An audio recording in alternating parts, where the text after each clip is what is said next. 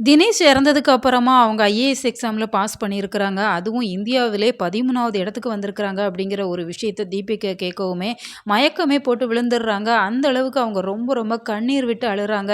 "என்னோட மூத்த பிள்ளையா இருந்தியேடா, எப்படிடா உனக்கு உயிர விட மனசு வந்தது?" அப்படிங்கிற மாரி அவங்க துடிக்கிறப்ப பார்க்கறதுக்கே ரொம்ப ரொம்ப கஷ்டமா தான் இருக்குது. ஏன்னா தினேஷ பொறுத்தவரைக்கும் மல்லி தன்ன காதலிக்கல அப்படிங்கவுமே அவங்களால தாங்கிக்கவே முடியல. தினேஷ் மல்லி கூட ஒரு கற்பனை உலகத்திலே வாழ்ந்துட்டு இருக்காராங்க அப்படின்னு தான் சொல்லணும். ஏன்னா மல்லியோட ஃபோன் 2 நாளா ரிப்பேர் ஆயிடுச்சு அப்படிங்கிற மாரி கடையிலலாம் குடுத்துருந்தாங்க.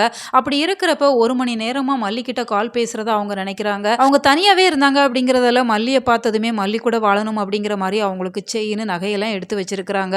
அத மல்லி கிட்ட டைரக்ட்டா அவங்களால சொல்ல முடியல அப்படிங்கிறதால அவங்களே மல்லி கிட்ட பேசுறதா சுயமா கற்பனை பண்ணிக்கிறாங்க.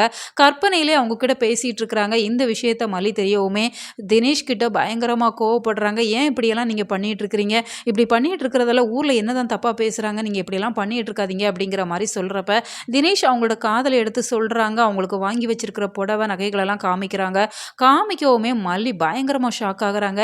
"நீங்க என்ன நினைச்சிட்டு இருக்கிறீங்க? இந்த ஊருக்கு யார் வந்தாலுமே அவங்களுக்கு ஹெல்ப் பண்ண தான் செய்வேன். அதுபோல தான் உங்களுக்கு உதவி செஞ்சேன். உங்க மேல எனக்கு எந்த ஒரு அபிப்பிராயமும் இல்ல. அப்படியெல்லாம் கனவு காணாதீங்க. அது நடக்கவே நடக்காது." அப்படிங்கிற மாரி கோவமா சொல்லிட்டு கிளம்பிர்றாங்க.